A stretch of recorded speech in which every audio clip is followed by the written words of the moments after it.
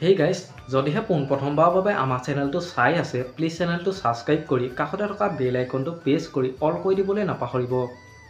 ৰেঙনি চেনেলত সম্প্ৰচাৰিত হৈ থকা হেঙুলীয়া চিৰিয়েলত বিনন্দ চৰিত্ৰত অভিনয় কৰা অভিনেতাজন আচলতে হয় কোন, ঘৰ ক'ত, কাৰ সৈতে প্ৰেমৰ সম্পৰ্কত আছে, এই সকলোবোৰ জানিব পাৰিব আজি এই ভিডিঅ'টোৰ মাধ্যমেৰে।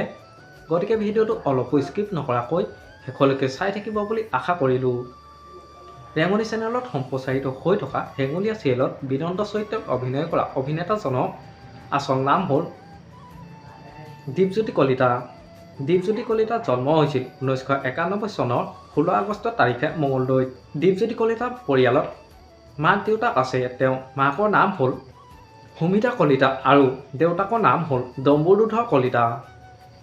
দীপজ্যোতি কলিতাই সৰুৰে পৰাই অভিনয়ৰ প্ৰতি আগ্ৰহী আছিল। তেওঁ বহুতো অসমীয়া নাটক আৰু অসমীয়া চিৰিয়েলত অভিনয় কৰি দৰ্শকৰ মন জয় কৰিবলৈ সক্ষম হৈছে। দীপজ্যোতি কলিতাই 2000 চনৰ পৰাই ভ্ৰাম্যমাণ ক্ষেত্ৰৰ লগত জড়িত আছিল। আপোনালোকে বাৰু ৰেঙনি চেনেলত সম্প্ৰচাৰিত হৈ থকা হেঙুলীয়া চিৰিয়েলত বিনন্দ অভিনয় চাই কেনেকুৱা পাইছে মোক এটা কমেণ্ট কৰি জনাবচোন। আমাৰ আজি ভিডিঅ'টো আছিল ইমানেই। আজিলৈ বাই বাই।